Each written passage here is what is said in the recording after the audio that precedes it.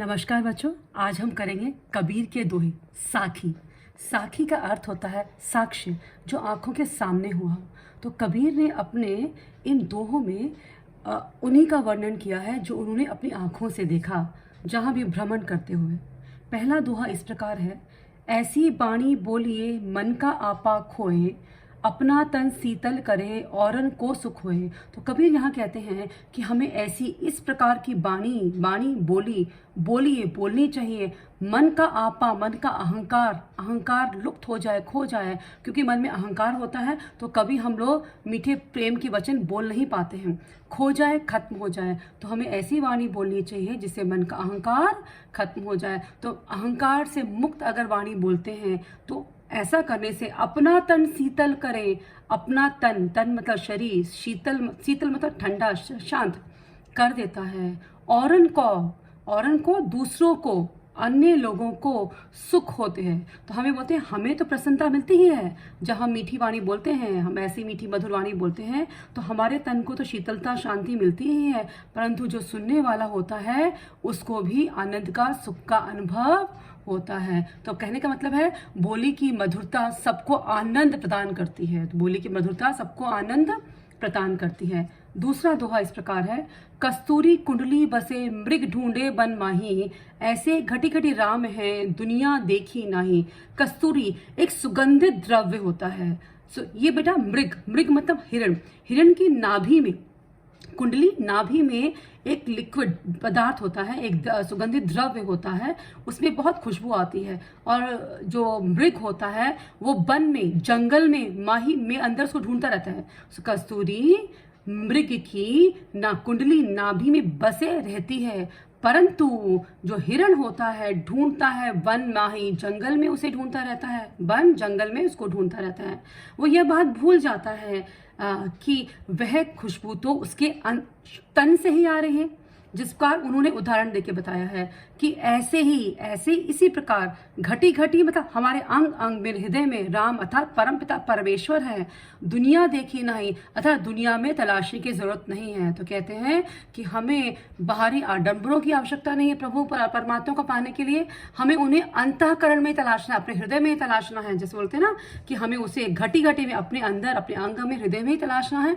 तीर्थाटन करने की जरूरत नहीं है, मंदिर मस्जिद गिरजा जाने की आवश्यकता नहीं है। तो जिस प्रकार हिरण की नाभि में ही सुगंधित द्रव्य होता है, वैसे ही जो राम है, परमपिता परमेश्वर है, हमारे घट घट में है। दुनिया देखने की, तीर्थाटन करने की, बाहरी आडंबर करने की जरूरत नहीं है। हमें सिर्फ उन्हें अपने अंतःकरण में तलाशने की आवश्यकता है। अगला दोहा जो हमें, जब मैं था, मैं मतलब अहंकार, जब मैं था तब हरि नहीं, ईश्वर नहीं, अब हरि है मैं नहीं, सब अंधियारा मिट गया जब दीपक देखा माही। तो यहाँ पर कबीर जी कहना चाहते हैं कि जब मेरे अंतःकरण में, मेरे हृदय में, मेरे मन में अहंकार था, मैं मतलब अहंकार था, तो तब तक मुझे ईश्वर की, हरि की प्राप्ति नहीं हुई थी। देखो बेटा, हृदय में एक ही चीज रह सकती है, या तो अहंकार और या प्रभु। तो प्रभु जब तक अहंकार होगा तब तक हमारे हृदय में वास नहीं करेंगे। तो अगर हमें प्रभु को प्राप्त करना है तो हमें हर अहंकार को निकालना ही पड़ेगा। अब हरि है, अब मेरे मन में कौन आ गया है? ईश्वर ने, परमपिता परमेश्वर ने निवास कर लिया है। और मैं नाही मतलब नहीं, अब उसमें अहंकार खत्म हो गया। क्योंकि अहंकार खत्म हो गया, परमपिता परमेश्वर ने हृदय में स्थान बना लिया है। सब अंधियारा मिट गया मेरे हृदय का। अंधियारा मतलब अहंकार व घमंड रूपी अंधकार, अहंकार व घमंड रूपी जो अंधकारा मेरे हृदय में था वो मिट गया, खत्म हो गया, नष्ट हो गया। कैसे नष्ट हो गया? जब दीपक देखा माही। दीपक मतलब ज्ञान रूपी दीपक। यहाँ पर बोल रहे हैं ये ज्ञान क्या है कि ईश्वर से अभिन्नता का अनुभव, कि मैं और ईश्वर एक है। ईश्वर से अभिन्न मतलब अलग नहीं कर सकते। तो जो मेरा सच्चा ज्ञान रूपी दीपक को मैंने अपने अंदर देखा माही मतलब के अंदर। तो जब मैंने अपने हृदय में दीपक को देखा, कौन से दीपक को? प्रभु के सच्चे ज्ञान रूपी दीपक को देखा, उसका एहसास किया, उसका अनुभव किया, और अनुभव किया कि ईश्वर से अभिन्न हूं मैं, उनसे अलग नहीं हो सकता, उसका अनुभव मैंने किया। तो मेरे अंदर का सारा अहंकार, सारा अंधकार रूपी अज्ञान खत्म हो गया। तो कहने का मतलब यह है कि अगर हमें परमपिता परमेश्वर की प्राप्ति करनी है तो हमें अहंकार को निकालकर सच्चे ज्ञान की दीपक को मन में जलाना चाहिए। ईश्वर से अभिन्न ताक अनुभव करना चाहिए कि मैं और ईश्वर प्रभु एक ही है। प्रभु मेरे अंतःकरण में ही हमेशा निर्वास करते हैं। चौथा, सुखिया सब संसार है, खाए अरु सोवे, दुखिया दास कबीर है, जागे अरु रोए। सुखी है, सुखिया सुखी है, सब सारा संसार, संसार के लोग। तो यहाँ कबीर दास जी कहते हैं कि सुखी है सब संसार के लोग। अब कौन से लोग सुखी हैं? जो खाते और सोते हैं। खाने और सोने का मतलब यह होता है कि जो अपने ही दुनिया में निश्चिंत है, अपनी दुनिया में निश्चिंत हो, वो जीवन बिताने वाला, जो अपने परिवार के बारे में सोचता है, दुनिया में व्याप्त सुख दुखों के बारे में उसकी चिंता होती नहीं है, दूसरों के दुखों की चिंता उसे होती नहीं है, अर्थात वो खाता है और सोता है, अर्थात अपने और अपने व्यक्तिगत परिवार के बारे में ही सोचता है, अपने सुख साधनों के बारे में ही सोचता है, तो वो इंसान सुखी है। दुखिया दास कबीर है।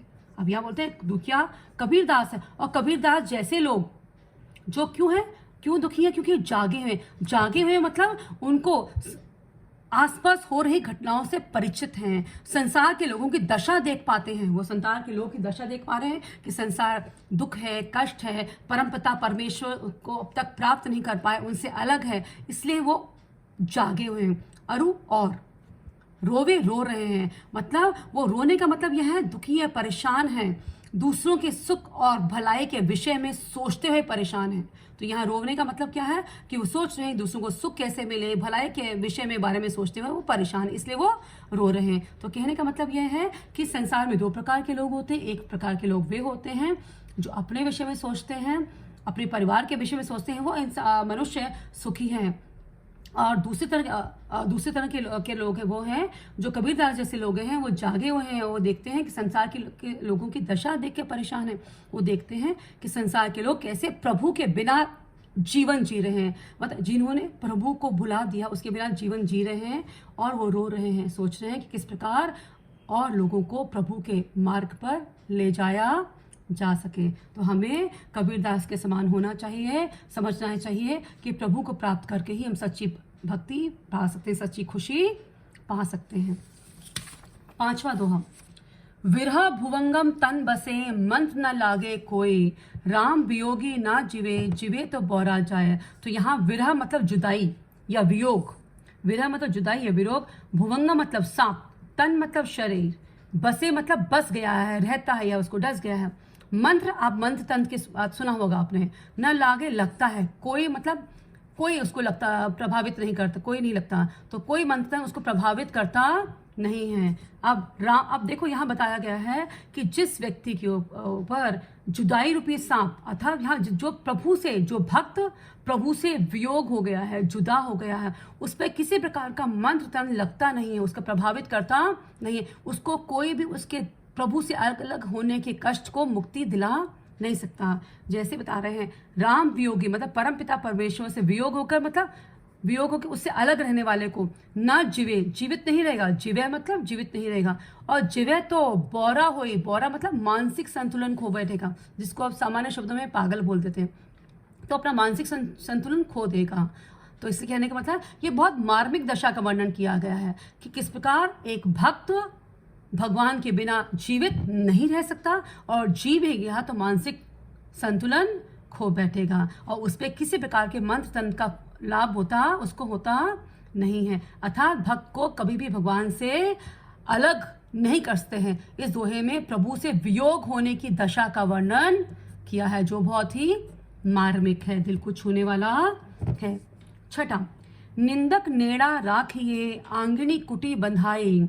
निंदक मतलब हमारी निंदा करने वाला, हमारा आलोचक, हमारी गलतियों से हमें परिचित करने वाला। नेड़ा मतलब पास, राखिए मतलब रखना चाहिए, आंगनी आंगन में, अपने घर में, कुटी घर में, बंधाकर बनाकर, मतलब यहाँ पर उसको हमें अपने निंदा करने वाले को दुत्कारना नहीं चाहिए, अपमानित नहीं करना चाहिए, भगाना नहीं चाहिए, बल्कि उसको नेड़ा पास रखना चाहिए, अपने घर के आंगन में कुटी घर बांधकर उसको घर बनाकर रखना चाहिए, अर्थात उसको अपने समीप रखना चाहिए।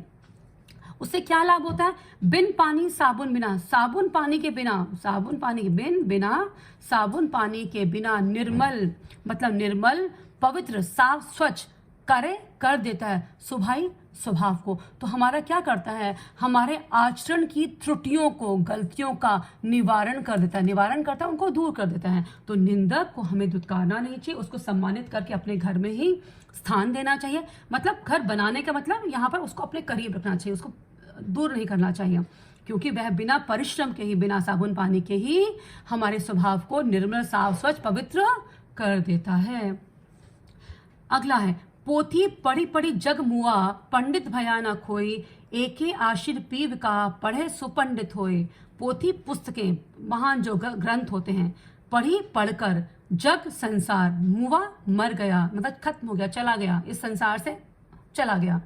पंडित भया ना, ज्ञानी, पंडित ज्ञानी, भया हुआ नहीं, बना नहीं, कोई भी पानी। तो कहने का मतलब है इस संसार में बहुत से लोग धरती पर आए, बहुत से लोग संसार में आए और उन्होंने बहुत सी पोथियां, बहुत से ग्रंथ, महान ग्रंथ, पुस्तकें पढ़ी, बहुत से ज्ञान की पुस्तकें पढ़ी, पर और वो मर गए, अर्थात वो यहाँ से चले गए, इस धरती से परलोक सिधार गए, यहाँ चले गए। परंतु कोई भी पंडित भयाना बना नहीं, उनमें से जितनी किताबें पढ़ने के बाद भी कोई सच्चा ज्ञानी नहीं बना, सच्चा ज्ञानी नहीं बना। आप बोलते हैं सच्चा ज्ञानी कैसे बनेगा? एके आशिर पीव का, एक ही, आशिर अक्षर शब्द, पीव प्रेम या परमात्मा से प्रेम का, प्रीव प्रेम या परमात्मा से का, पढ़े सु पढ़ने से, पढ़े पढ़ने, सु से पंडित, सच्चा ज्ञानी हो। तो यहाँ बोलते हैं कि अगर हमें सच्चा ज्ञानी बनना है तो हमें परमपिता परमेश्वर से लौ लगा लेनी चाहिए, उसे एकाकार हो जाना चाहिए, उसके अक्षर को हमने सीख लिया, प्रभु से प्रेम करना सीख लिया, तो हम सच्चे ज्ञानी बन जाते हैं। तो सच्ची लगन से किया जाने वाला प्रेम ही एकमात्र साधन है जिससे हम सबका दिल जी सकते हैं और परमात्मा को प्राप्त कर सकते हैं। तो परमात्मा को पाने के लिए हमें प्रेम को अपना, एक ही आशय प्रेम का, परमात्मा से प्रेम या परमात्मा से लौ लगानी पड़ेगी। अंतिम, हम घर जालिया आपना, लिया मुरादा हाथी, अब घर जालियो तास का, जय चले हमारे साथी। तो यहाँ पर कबीर जी कहते हैं हम अपना, हम घर जालिया, जला लिया, नष्ट कर लिया, जालिया नष्ट कर लिया, अपना अपना, अब बोलते अपना घर जला लिया, कैसे जला लिया? लिया मुरादा हाथी, जलती हुई लकड़ी, यहाँ पर होता है मशाल, आपने सुना होगा, मुरादा मशाल, जलती हुई लकड़ी। अब ये किसका प्रतीक है? ज्ञान रूपी मशाल का प्रतीक है। ज्ञान बोलते हैं हम लोग अपनी बुराई, जैसे यहाँ बताया, हम अपनी गलतियों को या अपने अहंकार के घर को या मोह माया के घर को, जो हर मनुष्य के अंदर अहंकार होता है, मोह माया होती है, या सांसारिक बंधनों में मनुष्य फंसा रहता है, उससे मुक्ति के लिए लेखक ने यहाँ पर, कवि बताते हैं, कबीर कहते हैं कि उन्होंने अपने ज्ञान रूपी मशाल से अपने हाथ में लेकर उसको, अपने घर को, कौन से घर को जला लिया? जला लिया माया मोह के घर को जला लिया, अहंकार रूपी घर जला लिया, या सांसारिक बंधनों के घर को उन्होंने जला लिया। अब हम घर जालिया अपना, लिया मुरादा हाथी, तो हमने अपने हाथ में ज्ञान की मशाल लेकर, प्रभु के ज्ञान की सच्ची मशाल लेकर अपने घर को, कौन से घर को? माया मोह के घर को, अहंकार के घर को, सांसारिक बंधनों के घर को उन्होंने जला लिया। अब क्या हुआ? अब घर जालियो ताश का, अब घर उसका, अब क्या करेंगे? अब उसका घर जल गया, वो ताश का, अहंकार का घर जल चुका है। अब क्या करना चाहिए? हमें अपना घर जलाने के बाद, अपने अहंकार के अंदर मोह माया के घर को जलाने के बाद हमें रुकना नहीं चाहिए, जो चले, हम चलना चाहिए। कहाँ पर जाना चाहिए हमें? हमारे साथियों, अर्थात हमें साथियों के भी घर को जलाना चाहिए। कौन से घर को जलाना चाहिए? उनके भी सांसारिक बंधनों के घर को जलाना चाहिए, उनके भी माया मोह के बंधनों के घर को जलाना चाहिए, उनके ही अहंकार रूपी घर को जलाना चाहिए। अर्थात या तो कहने का मतलब यह है कि अब हमें चलना चाहिए। कहाँ चलना चाहिए? ज्ञान पाने में साथ देना चलना चाहिए, ज्ञान पाने में साथ चलना चाहिए। साथी बनेगा, तो बोलते हैं कि जो हमारा साथी बनेगा, अर्थात जो मेरा साथी बनेगा, मैं उसके भी सांसारिक बंधनों के घर को जला दूंगा, माया मोह के बंधन को जला दूंगा, अहंकार रूपी घर को जला दूंगा। और जब ये सब बंधनों के घर जल जाएंगे तो मनुष्य को परमपिता परमेश्वर की प्राप्ति हो जाएगी। तो फिर से बोलती हूँ, हमने अपने जला लिया, अपने माया मोह के, अहंकार के घर को जला लिया, सांसारिक बंधनों के घर को जला दिया। अब हम लोग ने क्या किया? अपने घर को जलाने के बाद हमने दूसरे अपने साथियों के घर की ओर चल रहे हैं, ताकि उन साथियों को भी उनके कष्टों से मुक्ति दिला दें। आज के लिए इतना ही। अगले वीडियो में कुछ और विषयों को लेके आऊँगी। धन्यवाद।